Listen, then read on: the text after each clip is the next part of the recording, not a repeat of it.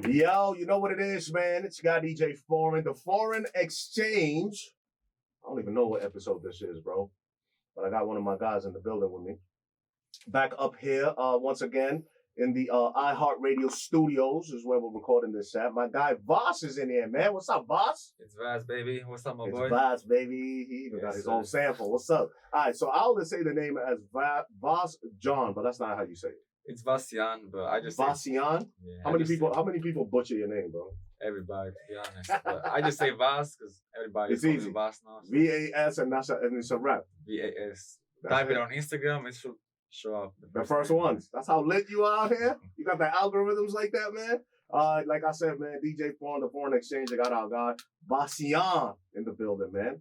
One of the biggest promoters out here in Mass. I don't think anybody can take that away from you. Appreciation, man. I just be working, and I just let the work speak. I do the promo, so if you see an event, you gotta pull up and And you be throwing them events. Yeah, I throw events. A lot. The club. I throw the events, different shows. Okay. Usually hip hop shows. Okay. Some of the likes of give me the rundown. Give people the rundown in case they're not familiar, or maybe they didn't know it was you involved. I mean, me and you are about to do. By the time I don't know when this recording is going to drop, but we got I got Gucci Mane. Got a big show, Gucci Mane. I'm performing. Your boy is spinning. So some artists I've had are some big shows like Ruby Rose, T Grizzly, Babyface Ray, Megan Thee Stallion back then. All types of shows. This year I just had Lil Mitch from BMF. Yeah, I saw that. That Last looked like a week. movie. What was that in Rhode Island? Yeah, that was in Mangoes, Rhode Island. That's what I'll be doing most of my events right now for the last. Is in Rhode Island? Yeah, Rhode So Island. you kind of moved out of Boston a little bit? Yeah, I have to move out of Boston a little bit. Rhode Island is less strict. It's better. It's 18 plus. They let you smoke in the club? That was the wildest thing. No, forget hookah, bro. They let you roll one and just smoke in the club. That was the when I went there the first time, I think it was after the pandemic, I think. And I DJ'd out there, and the dude just passed me a blunt. He's like, yo, and I'm like, all right, I'm taking, you know what I'm saying? I'm ducking underneath the DJ booth. I see everybody sparking up. I'm like, wait a minute, Rhode Island does this? And they're like, yeah, man. They're like more chill. Once the clubs gets more packed, then I love Rhode Island. Rhode Island is a vibe. But okay, so tell me why. Why are you moving out of kind of Boston and kind of venturing outside of Boston?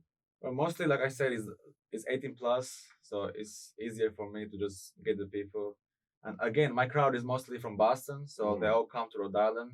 Before I used to do them in Lawrence, but I'm figuring it out right now that I feel like it's easier to go to Providence than Lawrence. I feel like they like Providence more. Just Why? 18 plus, they have hookah. I feel like the clubs. Lawrence doesn't have hookah. Lawrence sure does have hookah. Not anymore. No more hookahs in Lawrence. What? No clubs have hookahs. Why? What happened? Who fucked it up in Lawrence, man? Well, they need like a license for the hookah, I think. So, really? Yeah. So the only place that I know that has hookah is Karma Lounge in Everett. That's like the only place they have. Unless they are like a hookah lounge specifically, but not New Hampshire. You don't do any shows in. I know New Hampshire for sure got hookah. Yeah, New Hampshire, not anymore. You smoke the hookah? Yeah, I mean, I love your background is from that, right?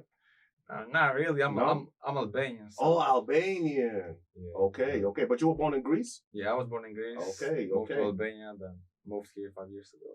So. 5 years ago, bro, and you've been making waves in 5 years. How does that feel, man? It feels good. As an immigrant, I can relate. You know what I'm saying? And it's like, yo, you've been out. 5 years is not 5 years goes by like this. Yeah, that's fast. And you've been able to kind of create a little thing for yourself in 5 years. How'd you do that? In the beginning, it was hard because I didn't know anybody here. So plus the language barrier. So did you know English when you came here?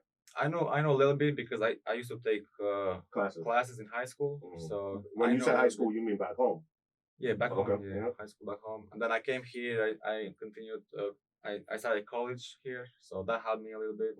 And then I just pulled up to different events, see how everything was working out, make connections, different events, different people. I'll just pull up everywhere. I was everywhere. Okay. The first 2 years I was here, I was everywhere. Then I built up more connections, and I was like, I'm gonna just so as soon as you start my own show. As soon as you landed, you hit the ground running. Yeah. I've always been in the club, even back home, like just selling tickets in different clubs. Really? Yeah, because. So wait. So how old were you when you moved here, though? I was 18. I was 19 when I came here. So what were you in the club at 12? I was in the club since like 13, 14. What's the legal age in Albania to drink and party? There is none? There isn't really like. How old can you be to drive? Like in Kenya, you gotta be 8. You could be 18. 16 is back 16. home. 16. Okay. I was in the club like 14, 15, just because. But that makes sense though. The schools, high schools, they are like make events in the clubs and stuff. So. Because 14, 16 back then is equivalent to kind of like 18, 19, 20 here. You know what I'm saying? Because 21 is the legal age. But you get what I'm saying? Because that's the way we were too. Like back in Kenya, it was 18 years old. So by the time you're 14, 15, you outside already. Yeah. And it's kind of like you grow up a little faster back then.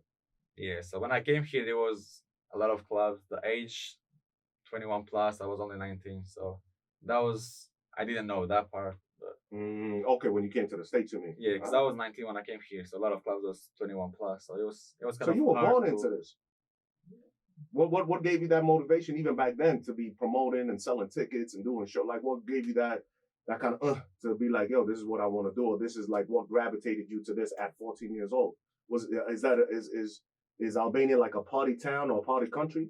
Well, I mean, back home I was really good in school, so I was like the president of my class. So the teachers would gather all the president of different classes and just put events together. Gotcha. So even back home, I was like kind of the popular kid in my school. So I just knew people and I just liked the club. It was easy. Yeah, I just liked the music. So. And then when you came here, you seen the opportunity. What they call it, the land of milk and honey over here.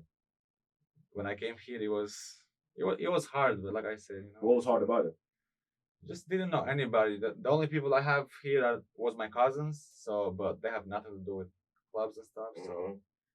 Even my family, right now they're cool with it, but in the beginning, I was about to say, we come from immigrant parents. They don't play that. Yeah, they don't really like here clubs. To educate, not to go party and run around at 18 years old. Yeah, they don't really like clubs. How'd your mom and your dad like even allow you to go outside like that? Well, that was fine as long as I continued doing school. Okay. So once I graduated last year, then there was like, we can't stop you. Yeah, you can. You at least got your money's worth. At least you have your degree. So. Where'd you graduate from? Finance. Where? Bentley. Okay, that's dope. Oh, that's a good school. Yeah, and I'm assuming no scholarship, or did you?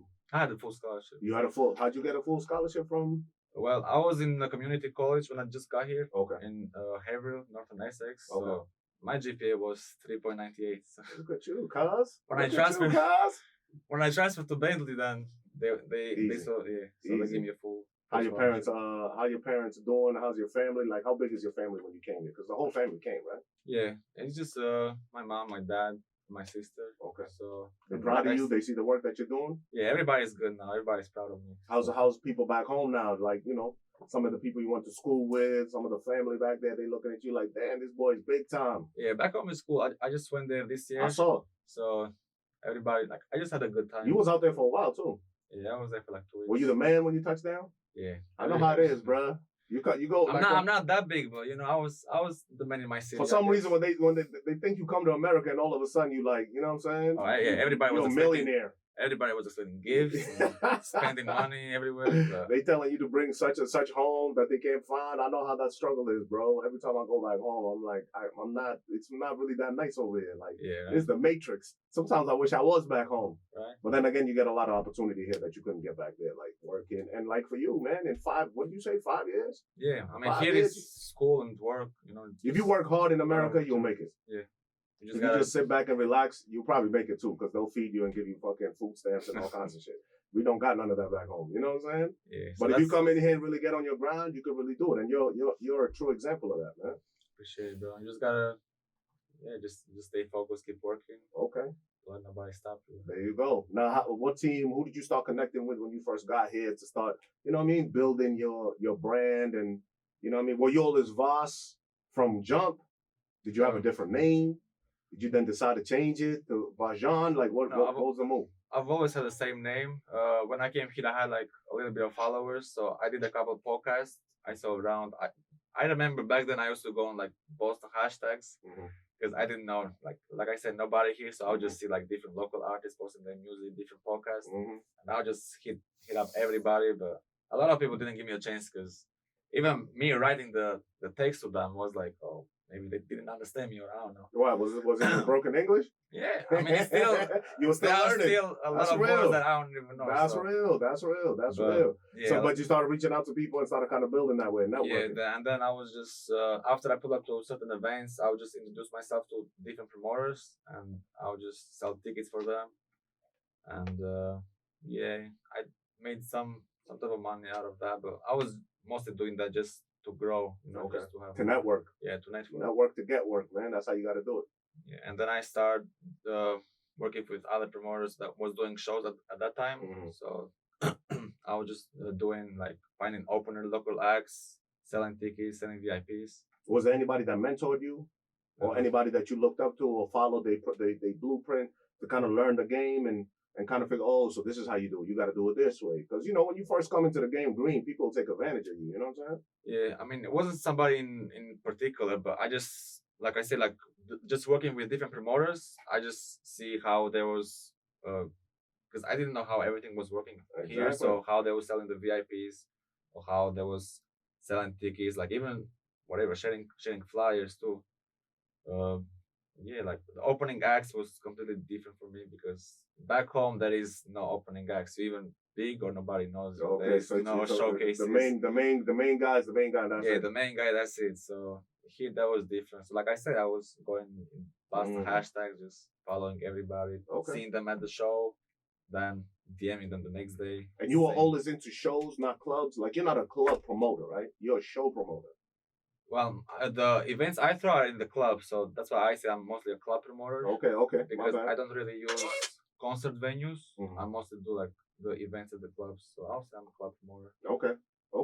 But you do events inside clubs. Yes. So it's not like every Saturday you got, Vasjan every Saturday night smashing out in Rhode Island. You kind of do one-off joints where it's like, all right, this week I'm gonna bring so and so, but we're gonna put him at XYZ club. Next week we're doing, you know what I mean? That's how you kind of do it, right? It's not. I'm not like a every week promoter. Exactly. I usually do like 2 shows every month. Okay. So, like I said, sometimes they are like performances, but they're still in the club. So. Do you remember your first show that you ever did?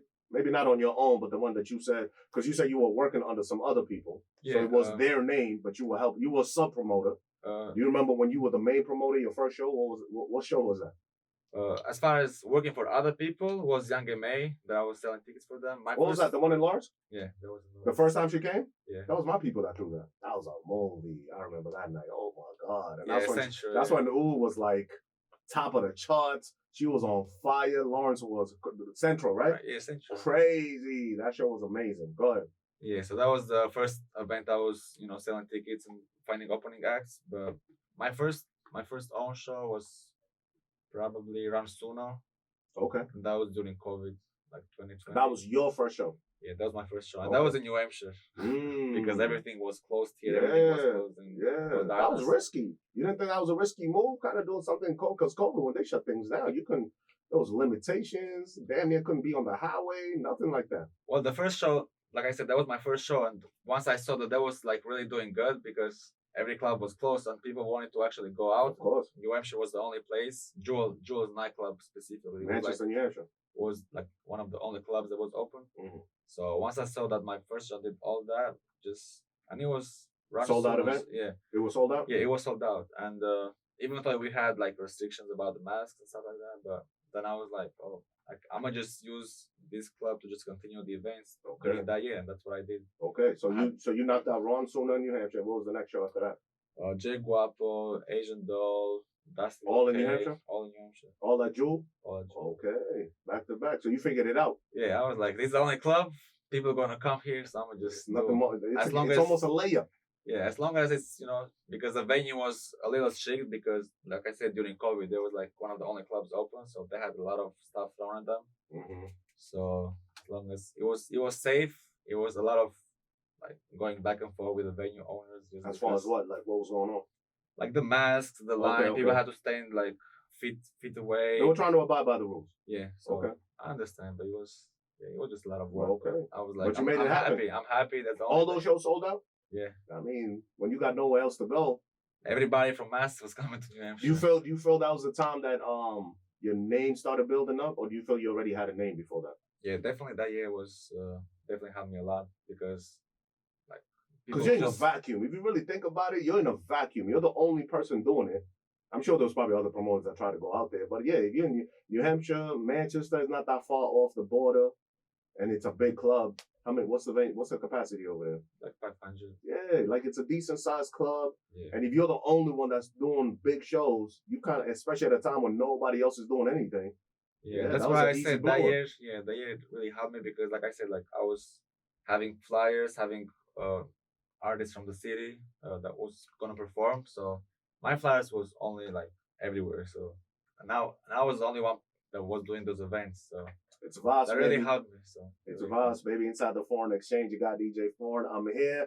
We're talking. You come up as a promoter, which is dope. Kind of blew up in the pandemic, like a lot of people did. I feel like the pandemic, a lot of entrepreneurs like started making money and figured out like, yo, I don't need a 9 to 5. I could do, I've seen people cooking plates. Cats was doing all kinds of things, man. Weed packs started looking different, like it was crazy, bro. Like it was nuts. You know what I mean? But you started blowing up as a promoter then. Now after the pandemic, how do you start pivoting once everything starts opening back up now? So after that, once I saw different venues open back in Lowell, I moved. Pretty sure it was Lowell Smokehouse.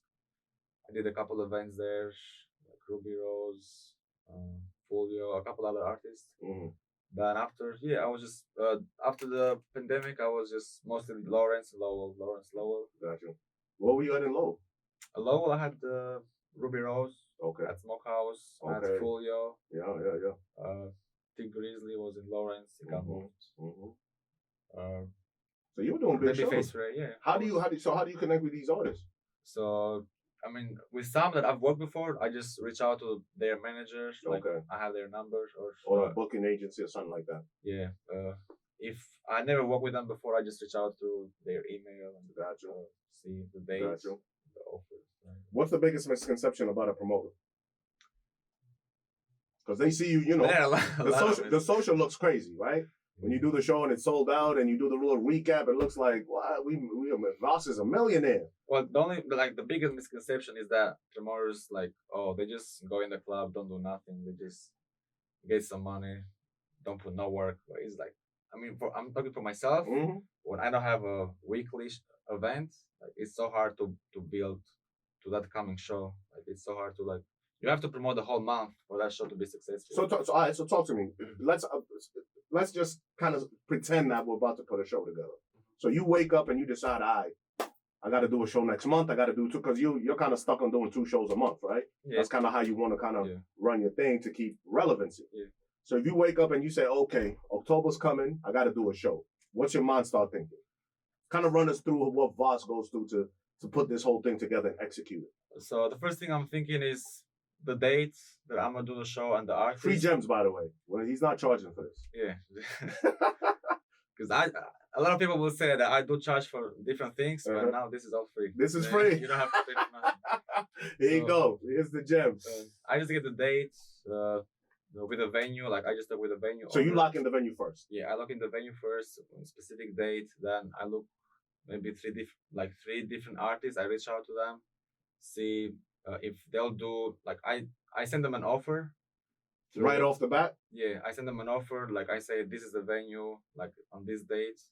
And if any of those 3 artists respond to my offer, or we try to negotiate, because negotiating is always important, because all these artists are going to give you a high price. So after negotiating, I just pick one of the artists, then we lock it in. I send, usually it's half deposit. So hold on. So even from the offer standpoint, right? How do you determine as a promoter how much an artist is worth for you to shoot them off an offer? Because at the same time, you don't want to be disrespectful, right? Yeah. But how do you say, XYZ artist that I'm trying to book, I think they worth this amount? How do you determine that?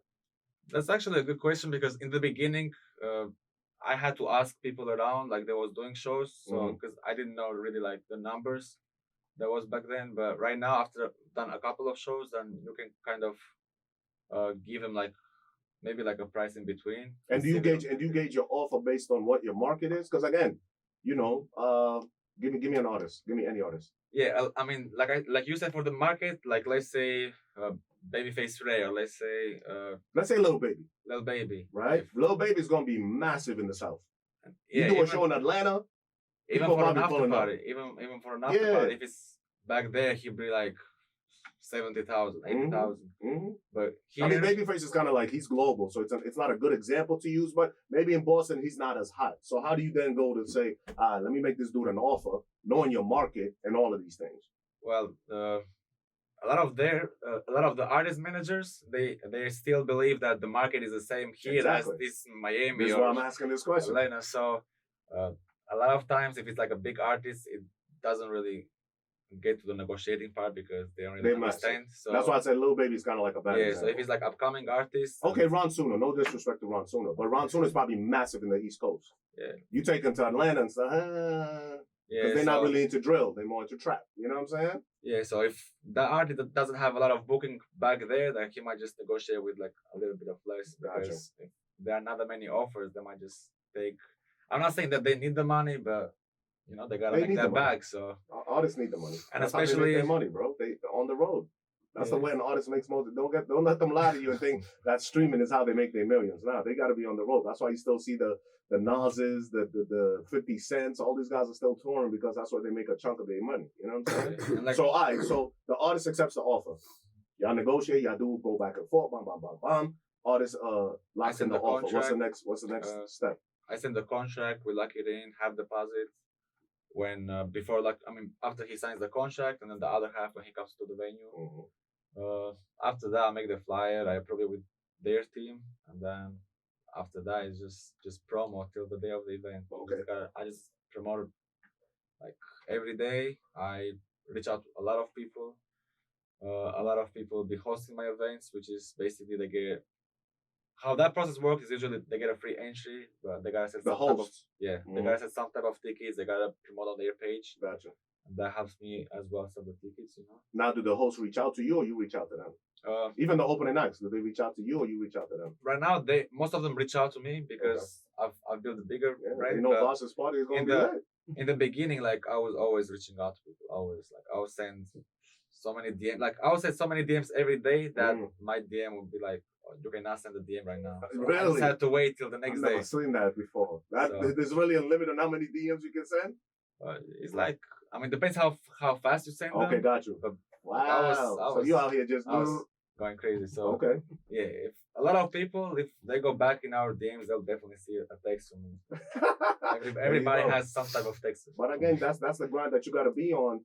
You can't be afraid in this business. I used to be a promoter, and you can't be afraid. You can't be not willing to be in people's faces. Like, you gotta be annoying a little bit sometimes. Yeah. You know what I mean? Because if you don't ask, the answer is always gonna be no, right? That's the other thing about the promoters. A lot of people think like whenever we hit them up, it's like, oh, just come to the party. That's our job, really. Because you're a promoter. You're trying to promote the event. You know what I'm saying? You hit me up to check out your music.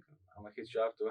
Now this is a big topic of controversy amongst promoters and the opening acts, because opening acts sometimes get charged to get on stage.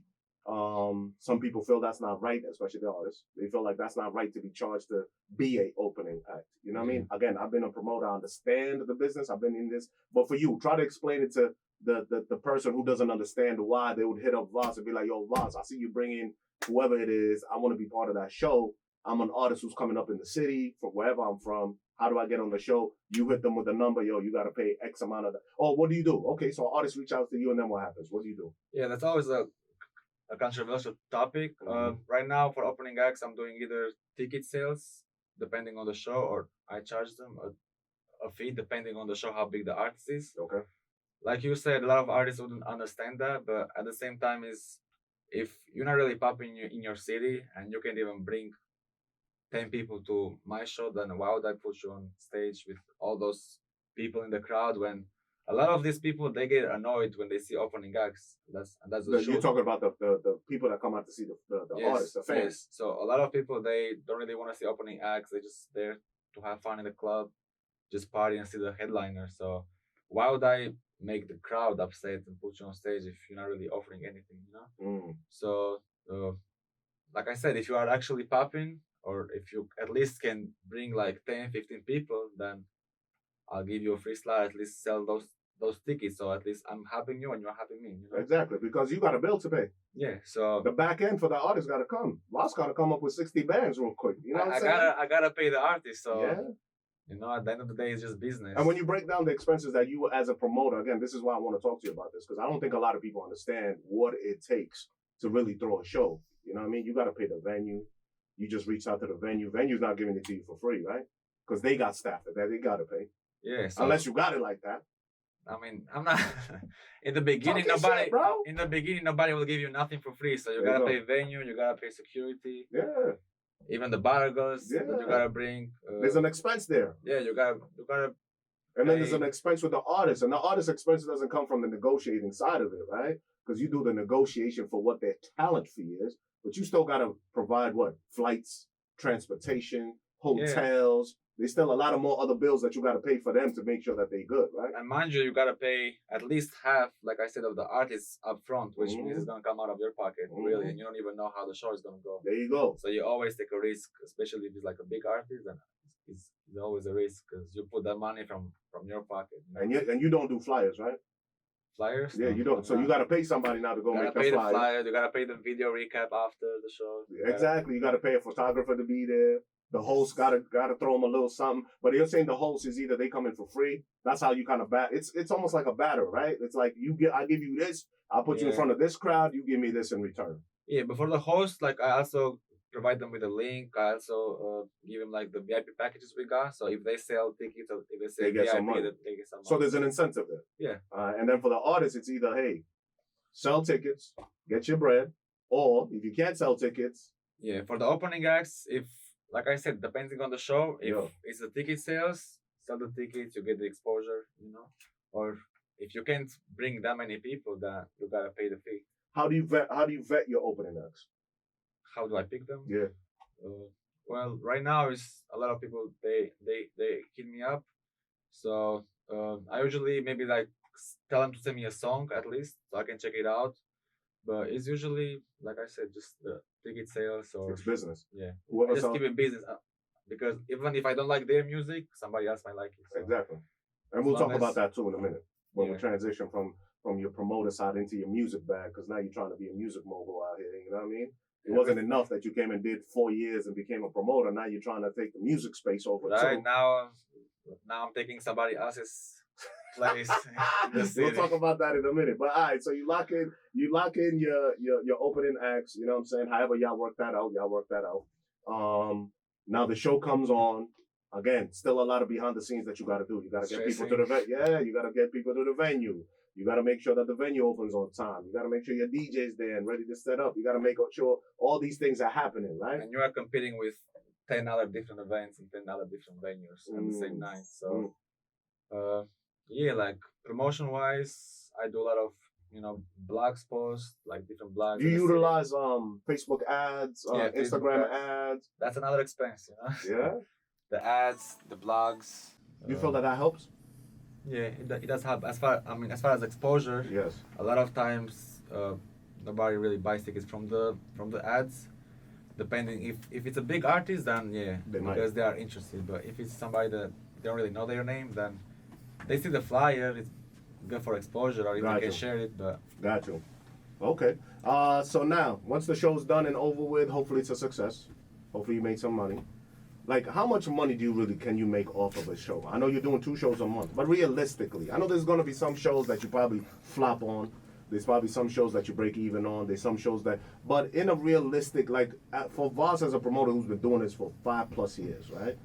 What is your hopes whenever you do a show? Are you looking to make 10% off of what you put in total? Are you looking to break even? Like, what is your vision? What would be comfortable for you to say, yo, this was a successful event? In the beginning, I was always trying to make at least a little bit of money, so I could put maybe at least I could just invest that in the next show. Yeah.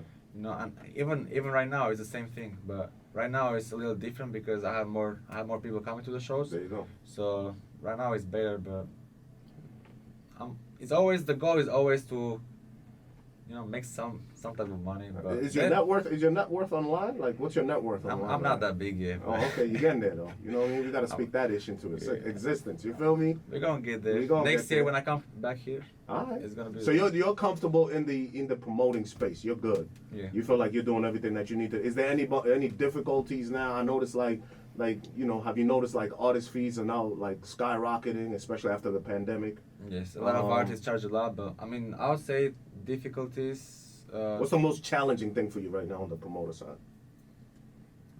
Right now, just the prices of the artists, really. But when I do different shows at different venues, that I don't really do a lot of shows there. It's always the fear that it might get postponed, or it might get canceled, or it might get moved somewhere else, just because hip hop is a different kind of genre. So that's always some.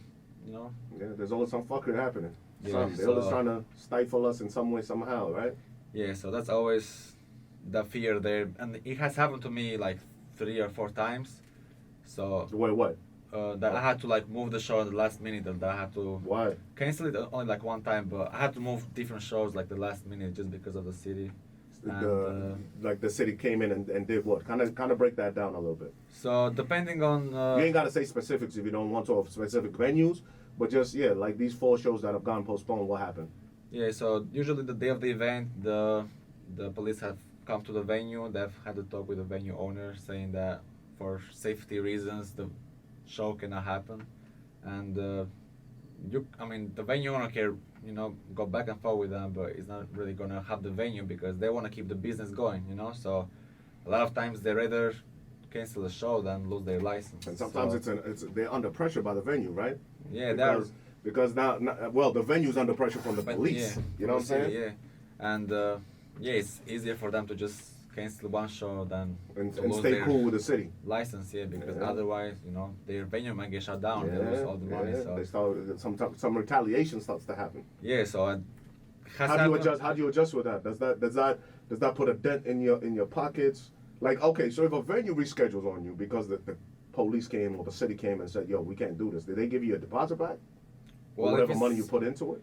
If the artist is the problem and the city says you cannot do this artist this day, that means you cannot do that artist period, even if it's next month or whatever. So it gotta be a different city. That's first. Yeah. With that venue, either if I'm really a good relationship with them, I just put the deposit for the next show. It gotta be a different artist, of course, or I just get it back. But like I said, depends on the relationship you have with the venue. There you go. But it has happened a couple of times that I had to move the show like in the last 2 hours. And it was still a success? It was still a success, but it's just so much stress. It's a lot of headache. Yeah. It's a lot, because you've already put in so much work, like we just explained a little bit. It's not easy being you. Yeah. Promoter life is not, you really got to be built for it. Like, that's something you got to strive to be. You know what I mean? Like, you got to want to be a promoter. I think some people think like promoters just, I can post myself on a flyer, get a couple of shorties real quick, look fly. Right, just be in the club, just drink. It's a lot of work. It's a lot of work. Well, congratulations again. Like I said, no matter what anybody says about you, they can't say that you're a bad promoter. You brought a lot of light to the city, a lot of artists to the city, and now you're venturing out to Providence and all of that. So congratulations on, you know what I mean? Just doing your thing. Now you thought you were so hot now. You said, you know what, fuck it, let me do music now. Yeah, we're gonna get to the favorite topic of the people. Yeah, of course. Everybody's talking about, but when it comes to Vas music, you don't get as much love, let's keep it real, as you do as a promoter. So, number one, what made you want to jump into being a musician? Well, artist? That also started during the COVID, during 2020. Mm-hmm. I was just in the studio with like different artists and stuff, so I was like, I'm gonna just try just to build my name. Like, I never wanted to be like a full-time artist. Like, that was never in my plans. So I was just like, I just want to do something else that will bring, more attention to my name, even if it's whatever, bad or good. Because what they say, there's no publicity like bad publicity, right? So as long as people to an extent, but sometimes the comments really get to you sometimes. But I started in 2020. I was like, I want to do something. Like, my first song gotta be something that is different. So I did a song with Ran Suno. That was my first song that I dropped. And that happened from the show. Like I said, we had a relationship. The time that you brought him here. Yeah. So you took advantage of that and built with him and networked with him, and then like, yo, let's do a song together. Yeah, and then I did the same thing after that with Jay Guapo. I had the show and we did the song together. And Smart. then after that, I just kept doing some singles. I did some features with artists from the city, so that still is helping me right now with the brand. Just as my name, you know, even if it's a promoter or artist or just Vas. Yeah. I saw you even open up for Soulja Boy the other day. Yeah, Big Night Live. Big Night Live. I saw that. Did you have to go through the same thing as an opener that your openers go through? No.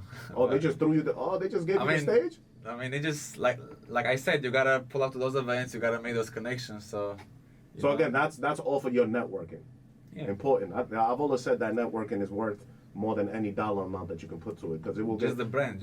Bro, because you never know, you know, and be cool with everybody. You know, the janitor might end up being the owner of a venue one day, and all of a sudden you're like, oh snap, me and you are cool, and how you treat people. I mean, you move with a very calm demeanor. You're very like a humble demeanor. You know what I'm saying? I'll give you that. Thank you. I mean, even right now, like I said, even back then I was sending whatever 100 DMs every day. Even right now, I still check every DM, even if it's respond to it and everything. Yeah. Even if it's hate. Even if it's, I mean, if it's here, I won't respond. I will just see it. I'll still see it. You let them know that you saw it though. I'll still see it, but I won't respond. But I check all my DMs. So talk to me. So when you let me ask you a real question. When you started doing music, because you're getting a lot of love on the promotion side, right? When you started doing music, and you didn't get the same love like you did on that side, because you're riding a wave. Let's be real. Yeah. You've been doing promotion for however many years. You've been selling out shows. You know what I mean? I think you even got nominated for, I think around that time, for Promoter of the Year. You're riding the wave. Now all of a sudden you do music, and the love ain't being reciprocated on that side, which I'm sure you were like, oh nah, they fuck with me here. Yeah. They're gonna fuck with me here. You know what I'm saying? That's what I was thinking in the beginning. Yeah. So when you put out the music, and this is just having a real conversation, and they weren't fucking with you. Yeah. Number one, how'd that make you feel, and what was it? Did you ever be like, damn, did I do the wrong move? Like, talk to me about that experience for you. I mean, in the beginning, like when I dropped, the first song, the second song was because it was big features, whatever. So I was still seeing some comments say, oh, why is he doing music? We have 100 other local acts. So, but then after I dropped a couple songs, and I was seeing, they wasn't really liking my music. So, it was a little tough, because especially from people that I've helped, or let's say that I've, put in different shows, or like that I've talked to personally and stuff. So, but I'm like, now I was disappointed in that part, because the other comments was like, why were you disappointed in that part though? Because sometimes, like even right now, it just be like different posts that doesn't even have to do about the music. Like it just be an event, and say like somebody would be like, oh, his music is still whack or whatever. So I'm like, my music is not even in here. So sometimes you're like, why? Yeah, my music. You're doing too much. Yeah, my music might be whack to like a lot of people, whatever. But at the same time, their music might be whack to me. But it's just me. I'll never go under the post and say like, oh, I don't like. You'll never hate. Yeah, like if I don't like it unnecessarily. So are you cool with some? So if you post a song and someone comes underneath that comment or that post of the song, I was like, nah, this ain't my vibe. This is trash. Not saying that you're cool with it, but you expect that response. Yeah. But if you're doing a show with XYZ and they just jump into the comments and be like, yo, Vas music is trash, they're like, yo, I'm promoting. I'm not even putting my music out yet. Yeah, I mean, even that, like, about even if it's a song, right? Like, like I said, people are different. But I don't think you'll go under somebody's post and say, I don't waste my time. You just pass, you just pass the post. If you don't like it, you change the channel. Even me, if I see somebody's music that I don't like, I just keep it pushing. I might even like the post, but that doesn't mean that I like the music, or I just support, whatever. Showing support. So if I don't like somebody's music, I won't comment on the Let's get back to what you just said. You said that there's people who like you even helped, people that you talk to. I don't know if you're saying like they close to you, that didn't support your music, or were talking trash about your music? Yeah, they was talking trash about the music, and on the other side, they was in my DMs asking for favors or shows. So that was like the hypocrisy. Do you feel You feel that's hypocritical of them? Yeah, because it's like in the DMs, you're like really like trying to get this. But in the DMs, do they say they like your music? No, but I'm just saying, like, if you really, they say they rock with me, right? So if you rock with me, then you support my stuff. Okay, hold on, Vas. Let's keep it real. If they rock with you, that doesn't mean that we gotta like your music, though. Yeah, but even in the DMs though, they'd be like, they still like. It's different if they're in the DM saying, yo, your music is fire, bro. Whatever you just drop, that shit is make a video right away. Mm-hmm. And then when the post come out or when you hear about it, they're behind your back talking shit. That's different. Yeah. But if they're just in your DMs just asking for favor, yo, put me on this show, put me on that show. They don't really got to support your music, but they can support you, though. You get what I'm saying? Yeah. It doesn't have to be only the shows. It's just the fact that, like, you know, like, I don't know. Maybe it's just me, but, like, if we in the DMs, like, you know, like, you're my boy, or, like, you know, I've helped you out, or, you know, either if it's music or shows, and then, like, you don't even have to go to a post and say, like, this, like, I'm gonna see that comment. Okay, so you're like, saying they be under the post commenting. Yeah, or tell me in my DMs, be like, yo, keep it real. A critic, like, I don't care about criticism. Yeah. Be like, I'm not really, not that I ask their opinion, but say like, you could have done this better, or you know, something. But, Does anybody give you that kind of feedback? No, I mean, just my engineer. But when I record, what's your engineer say about your music, Ross? I mean, he supports me because I record there, so he's always like, I mean, I tell him like, you know, I'm not. So nobody gives you feedback on your music? Nobody from your team, nobody from like. They do give me feedback, yeah. Okay. What's the feedback? I mean, some people they don't like certain records with certain artists. Okay. From different reasons, that's different thing. Mm-hmm. Some people don't like the club music because in mass a lot of the music is, you know, hardcore rap. That's what people like. And I don't do that type of music. I do like, you know, just club music, just trap Talk to me music. about, because when I heard you say club music, I was like, you know, I was thinking like EDM. No, you know like I mean? club But music, when you like say club music, define that a little bit more. trap, bouncy. Vibey music. Vibey music in the club. So you over here, you want people to dance. I mean, I know there was a record I think you did with a couple of Boston artists not too long ago. Take a Shot. Yeah, Take a Shot. Who was featured on that? Take a Shot. Shay Benz, Lord Drew, Big Sosa, yeah, Gabbana. I know you locked in a bunch of people on that record. Yeah, I was like, I want the 4 female rappers that are the most popping in Boston. The hots right now. Yeah. Yeah. We put it together. A club breaker. We shot in the club. Yeah. How's the feedback on that? That was pretty good. I mean, on that song I only had the hook. I let the girls have their verses, and it was like, yeah, I feel like all their people supported the song, and it was like, you know, 5 different people on the song, so it was like 5 different. Of course, you spread that out. So. You spread networking again from your promoter mind. It's like, yo, if I get these 5 chicks on the same record, that's 5 different fan bases that I'm connected into. That's why I say if they don't like the music, that's fine. I'm not gonna be a full-time rapper either way. So I'm like, as long as it builds my name. So are you doing rap just to build a brand?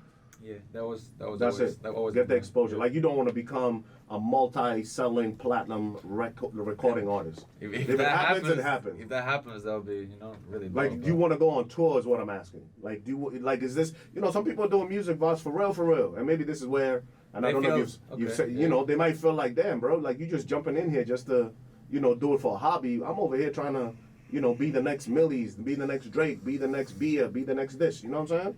Yeah, but if my music is that trash, right? Like, why are y'all just putting all that attention towards my music instead of somebody that is really talented and they really got the talent? So there you go. You can't please everybody. Yeah. Right. So, you know, all I'm saying is that I wouldn't really. I mean, even right now, I wouldn't quit doing the shows for the music. Like, you know, I'm always. You're a show guy. Yeah, your promoter is what is your number one. Yeah, I'm always. I mean, at least for now, I'm still keep doing my shows and then music. And you can have different bags. Ain't nothing wrong with that. You know, some people, some purists or some musicians who feel like, yo, I've been grinding for this. Like, you know what I'm saying? If they hear you say that, they might feel a way about it. You know what I mean? And you can understand that. I see that every day. Now, talk to me about how you got this record, even with the 4 ladies. Like, did you reach out to them? How did you get this record popping? Yes, but with all of them, I've done shows before, so I already knew them from the shows.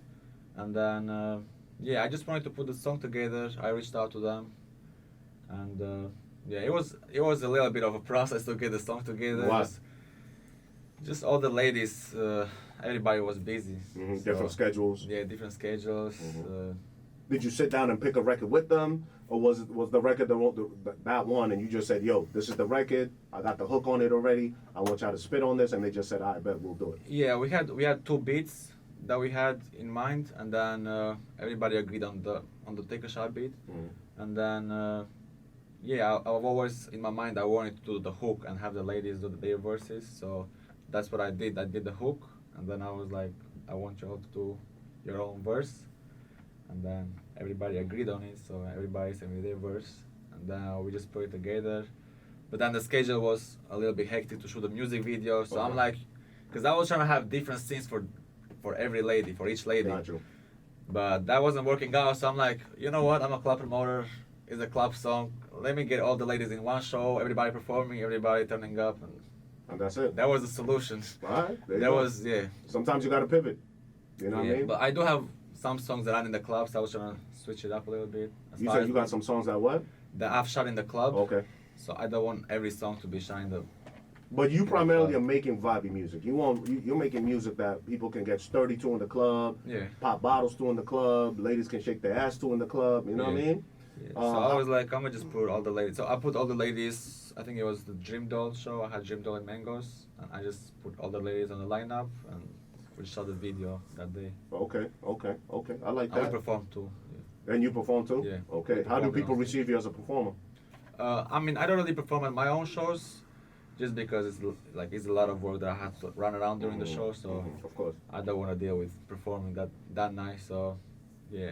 How many songs are out? Is your music everywhere? All yeah, DSPs? my music, everywhere. How many songs do you got out right now? As I jump on Apple Music. I have maybe 11, 12. 11 or 12, and then I have maybe 3 or 4 features. I would say maybe 15, 15 songs. Here we go. Pull Up and Ride with Ron Suno. Who Wants Smoke with Jay Guapo. Gangster with Wave. Big Lit by yourself. And White Jizzle. Okay. Take a Shot. Yeah, that's for the ladies. Why they names not on here? They are, but they are as main artists. So if you click the song, it should show. I got you. Goddamn with King Bricks. It's Liddy. Who's on that? It's Liddy. That's a New York artist, Maury Briscoe. Wop Wop. That's just me. Okay. And then now you got, is this your new single, Lemonade? Lemonade, yep. Okay, talk to me about Lemonade. Who's on the record? Lemonade, just me. Just me, the record. It just dropped a month ago, a couple of weeks ago.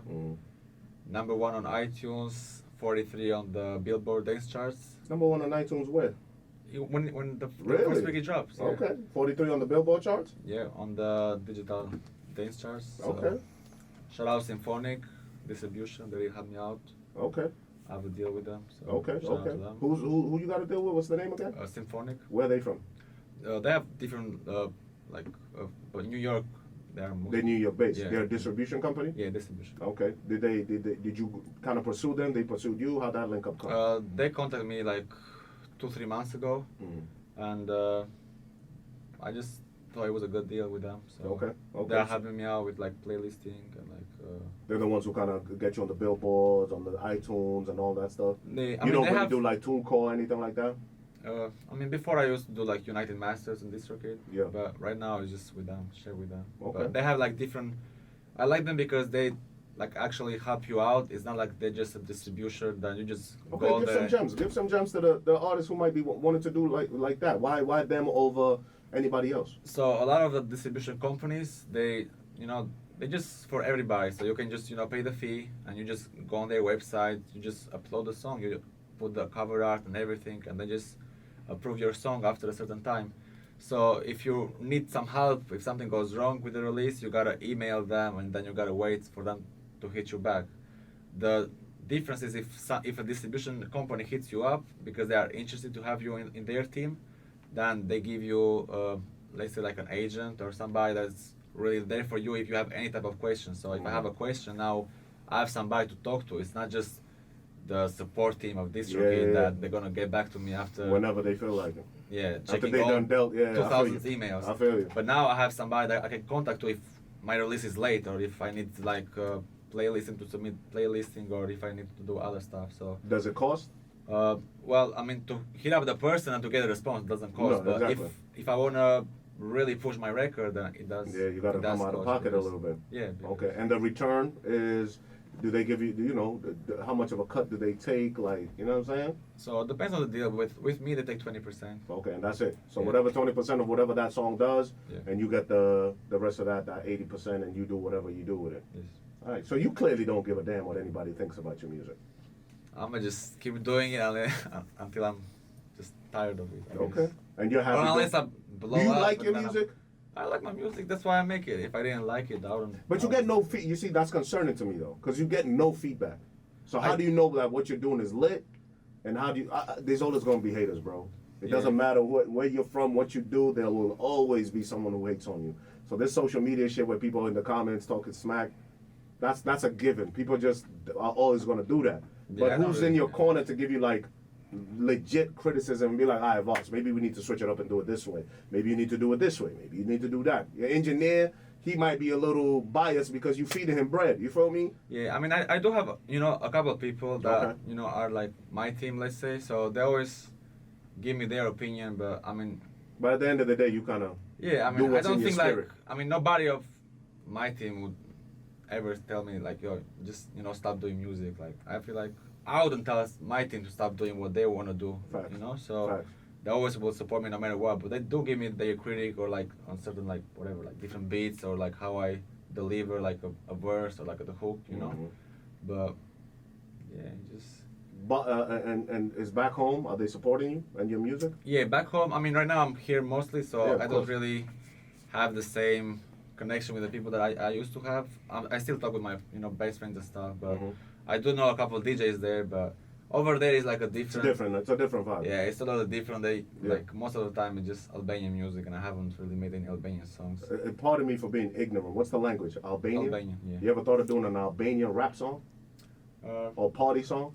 I might, because my famous is popping over there.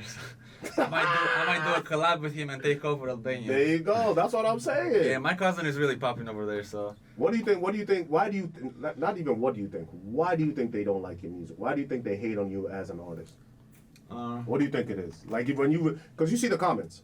Yeah, I mean, it can be different reasons. First, I'm not from here. Second, the accent, the type of music I make. A lot of people, like I said, because I'm in the club, I don't do like a lot of like. I do favors if I really rock with you, but I'm not gonna do a favor if I don't know you. So if you come to me, I'm gonna charge you. So.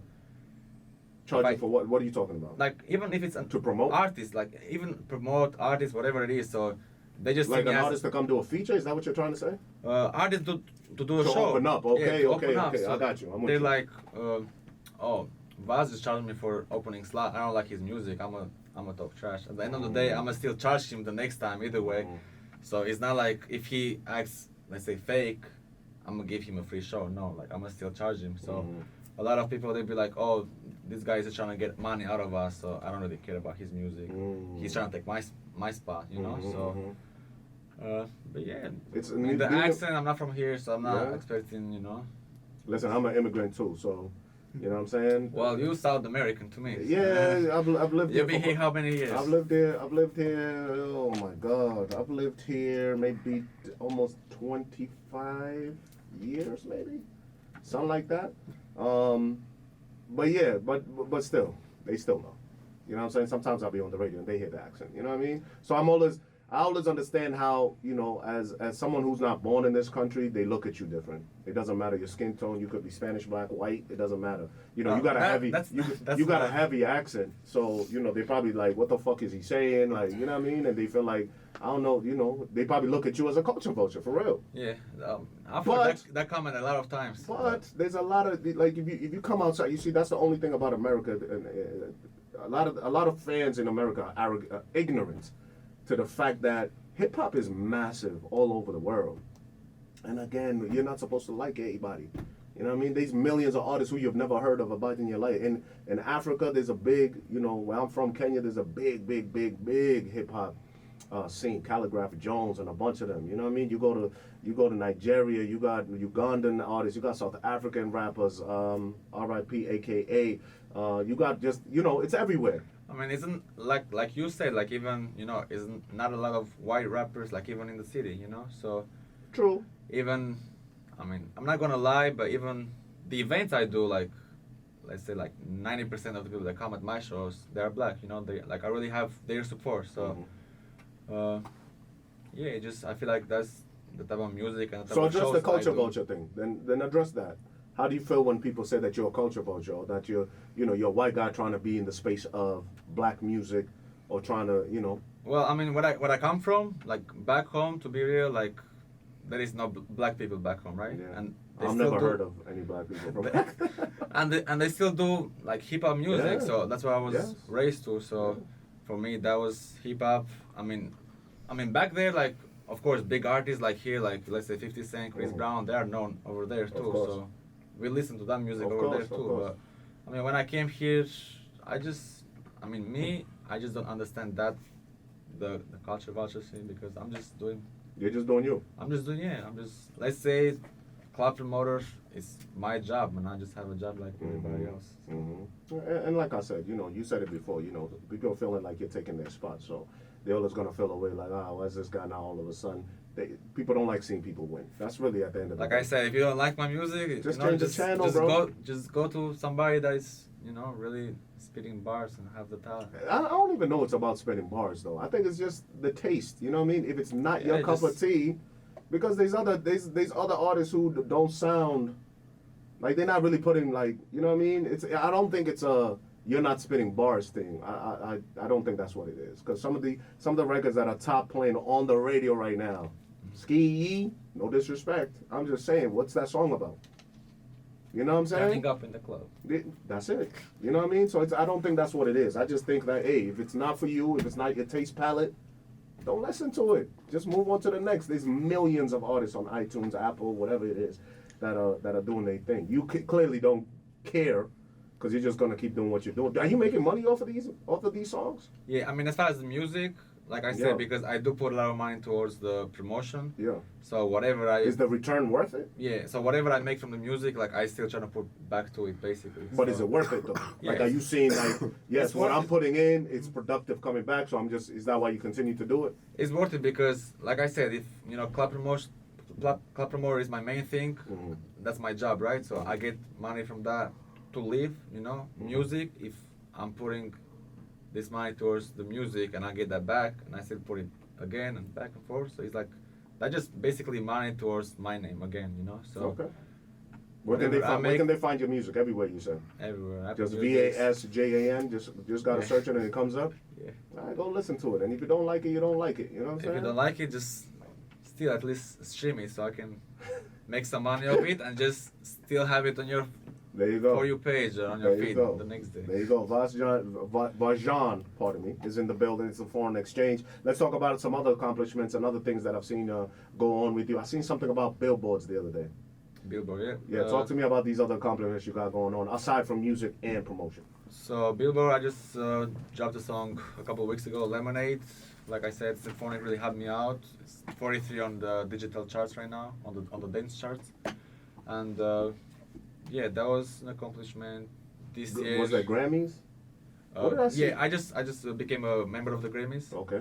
So now I just did the nominations part. I mean, I just put the votes in. So you're a person now who can nominate, who votes on who the nominee should be? Yeah. That's a big look. Yeah. So how'd you get into that? So, well, I had some people that was already members, and you need like 2 recommendations to join the academy. So that they had me out with that. Okay. I'm gonna need a recommendation, bro. Now I can give 2 recommendations. Yeah, come on. I need a recommendation, bro. Please, I need that. I need to be part of that because Afrobeats needs a little bit more shine. But yeah, show me love. But that's good. That's dope. Yeah. That's dope. Yeah, and again, that comes from your networking, right? Yeah.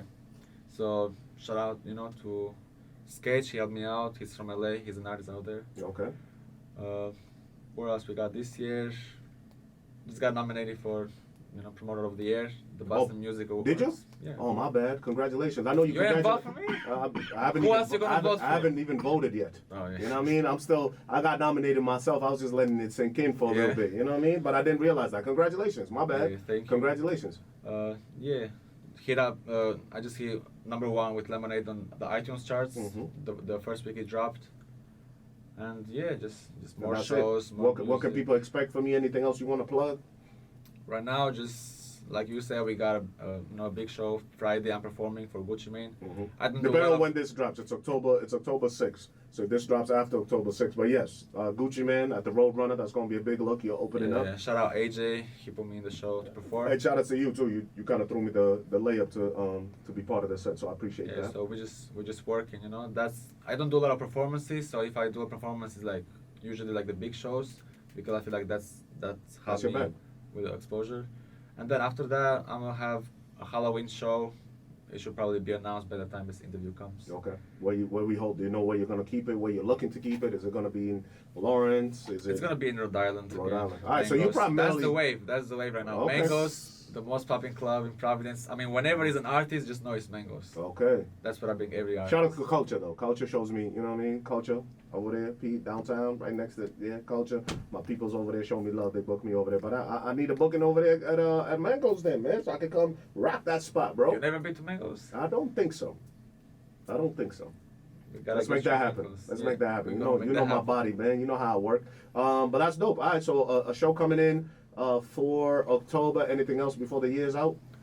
Yeah, just like I said, 2 shows every month. We're gonna keep it that way. So November, probably something for Thanksgiving, something before that. It just different show gonna come, and then just songs dropping too. I have a song with Exit Fame dropping. Shout out to my bro, Exit. Shout out Exit Fame. That's Exit. That's my my brother. guy. That's one hard working artist right there. putting hard work. So I Okay. got a song. So y'all with got a him. song coming out? Yeah, and it should drop like next week. Do you mind if I call Exit real quick? Yeah. Hold on, let me call Exit real quick because I was just with him like 2 days ago at Mango's. Oh, okay. He was Well, he was performing. he was performing. Yeah. Oh, he was opening up for somebody. It was like a local showcase. Terminology was there too. Okay. One Shot Ace, King Ace. What was going on? What kind of show was it?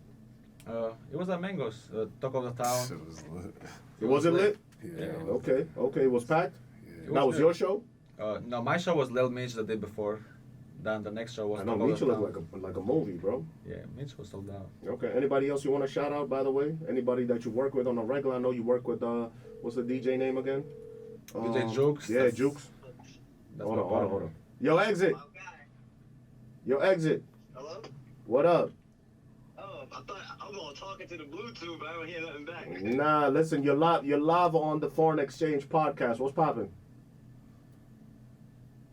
Oh, what's going on, bro? Yeah, Happy Sunday. yeah. Just know you live, bro. You're not live, but you live. You feel me? All right, so I got somebody over here you might be familiar with. I'm gonna give you some hints, see if you can guess who it is, right? One of the biggest promoters in the city.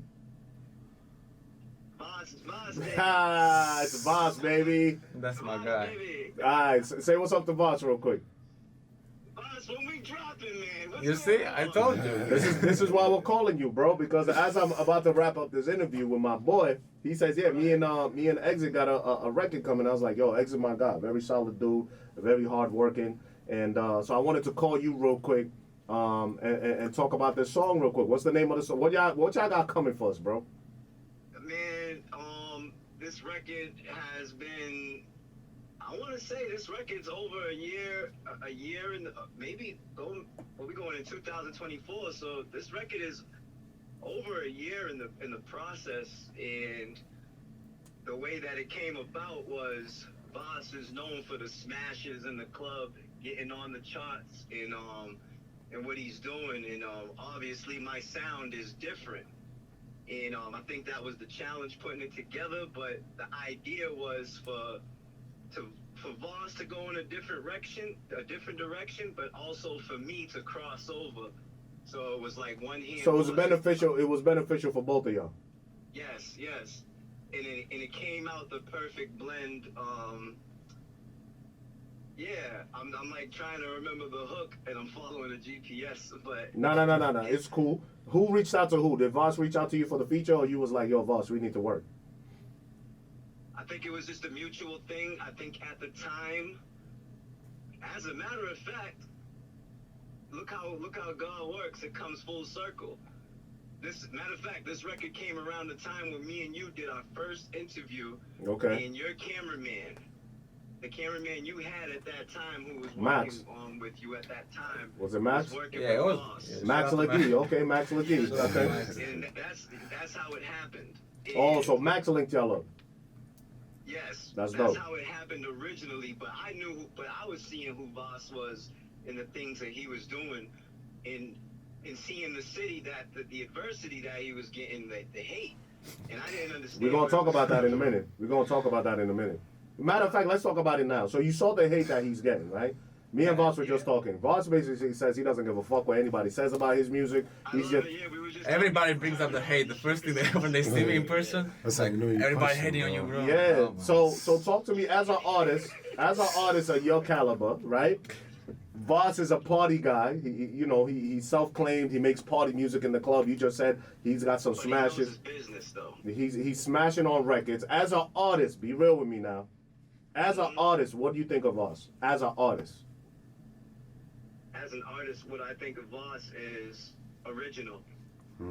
Like, when I think of Voss as an artist, I'm not gonna put him in the category of being a hardcore rapper or MC, and I'm not looking at him like that. I just look at him as an original international artist who represents what America is about, the land of opportunity, coming from a different background and being able to come over here and cross over and be appealing to the masses. And what he has is the youth. Mm-hmm. He has the youth, and that is the hardest thing for any artist to get. And when you have that on your side in originality, you have a Voss, baby. Okay. All right. So you rock with him. That's my guy. He knows that. Okay. And I'm on his back. I'm like, when we were supposed to drop in August. It's October 1st, bro. It's coming next week. Now, is this song gonna be more of your lane, more of his lane, or is it something completely different that's unexpected? I feel like you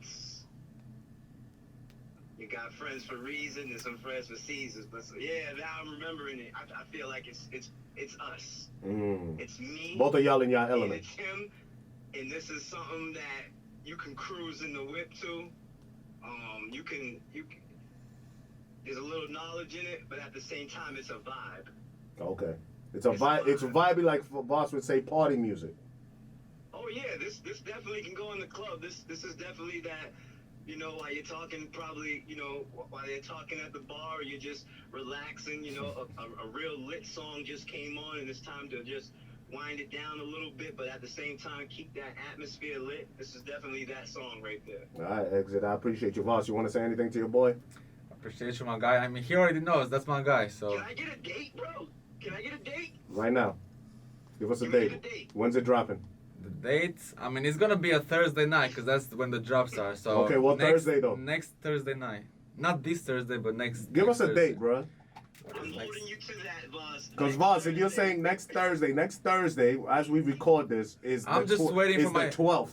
I'm just waiting for the video, so the video is gonna be done this week. Okay, we're gonna get the video done by this week. So this that's my videographer right there. I'm putting him on the spot. spot. All right, so hold on, because we recorded this. Video man, when's this gonna drop? When will this be ready? Monday. Monday will be ready. So we're gonna play this like it's Monday the 9th. This record with Voss and Exit Fame is dropping this Thursday, the 12th. No, because I gotta point here out. We go. He flaking. No. So, like I said, the video is done Monday, right? So, hold on, Exit. Let's listen. I gotta upload it. We gotta give it at least a week for the promo run or the playlisting and stuff. Okay. So it's gonna drop the 12th. That's what I'm saying. So the song. Not this Thursday, but the 12th. No. I'm saying, as we're talking, because your man's gonna do it on the 9th of October. Are you dropping it tomorrow? No, he's gonna. I'm gonna give it to him tomorrow. Tomorrow it's gonna be done. Yeah. Oh, he's a beast. Okay, so it's gonna be done on October 2nd. I say that. All right. So this is real time. We ain't even got to pretend like this is the night. This is real time. So Video Man we're recording on the Sunday the 1st. This joint is dropping on the 2nd, and in 2 weeks basically is when the 12th of Thursday, the 12th, Exit Fame, Voss, or is it Voss and Exit Fame? Who comes first in the title? We both main artists. This is I like that, Voss. I like Exit that. You said we're both main artists. Exit Fame. Right, so it's just Voss and Exit Fame, yeah. All right. And what's the name of the song? The name of the song, we can say it right now. Okay, that's gonna be. You're gonna have to find out on the 12th. Yeah. On the 12th. So long, yeah, like it's so long. I'm just trying to do my thing. Yeah. That's the hook that's gonna be on your mind. All right, say that. So the 12th, we're all gonna expect the new song from Voss and Exit Fame dropping on Thursday at all DSPs. Probably gonna go number one on iTunes yet again. iTunes, Because that's a powerful prophecy. I'm fresh out of church feeling. son, his other single Lemonade did that. So why not this one with two of you? We got the promo, we got the marketing, we got everything. All right, Exit Fame. I appreciate you picking up my call, bro. Anytime you see it, you already know. I appreciate you, man. Exchange, baby, you already know what it is. Chill. Thank you, brother. Cheer. All right, just like that. Look at that. Force the release date on this guy. So the 12th, a new song is coming up. The 12th, me and Exit Fame, and yeah, we're gonna go viral with that one too. There we go. When are y'all shooting the video? Is the video already done? The video's already done. Oh, so y'all ready? Yeah, so we're just Clips ready. voted. Videographer gonna have it done tomorrow. Is that your video guy? Yeah. Shout him out. What's his name? Shout out HR Films. HR Films. My man said Monday. I'm thinking today's Sunday the 1st. I'm thinking you're going to drop this on the 9th. He said, no, tomorrow, papi. I got this. It's a wrap. You know what I mean? I just give him I give him recaps, music videos. Oh, you do all of that. He's like fast. All right, so you know what? This is a perfect time to end the interview. Shout out all your team, man. Shout out HR Films. Shout out Brandon. Shout out Jace. My engineer, Ski. Everybody, all the artists that always, hit me up to open up at my shows. Everybody buying tickets to my shows. All your supporters. My supporters, my haters. 'Cause at the end of the day, the algorithm goes up, the more comments you make. So keep commenting. Keep commenting so my promo works. So, it's a master plan from Voss. Where can they find you all over social, bro? Like if I'm on Instagram, Facebook, everywhere, VASJANZISI. And yeah, I appreciate you for having me, bro. Yeah, it's all up, man. Foreign exchange, you already know what it is. I'm sure you'll be back in the building, if not for yourself, but for artists that you're probably bringing through town. And yeah, man, everybody stream the music or don't stream the music. It's all good. He don't give a damn. You're still gonna see it somewhere. You're still gonna see it because somebody's gonna make it go viral. Someone's gonna hate on it, and that. You know what? I'm not even gonna, because we don't want them to not stop commenting. We want the comments to keep going, so you can get the streams and you can still get in the algorithms, right? Yes, sir. There Do you whatever you want. There you go. Where you from again? Albania. Shout out to Albania, man. Albanians. How do you, what is Albanians? Shout out to all the Albanians out here, man. If you tapped in, tell Voss to do an Albanian song. I think it would go. Right. You're in America, bro. Maybe we'll go back home. I don't know about here. But that's all we care about. Now you in another market. And you already know the support different outside. Y'all trying to move me back home? No, I'm trying to stay out here. The support is different outside of the United States. Trust me, they fuck with everybody's catalog. But yeah, you know what it is, man. Voss is in the building. Foreign exchange. It's a Rizap. Unless you guys any last words, bro. That's all. Appreciate everybody supporting me. It's Vaz baby. Shout out DJ Foreign. Do that drop one more time. It's Vaz baby. Let's go. You're out of here. We gone.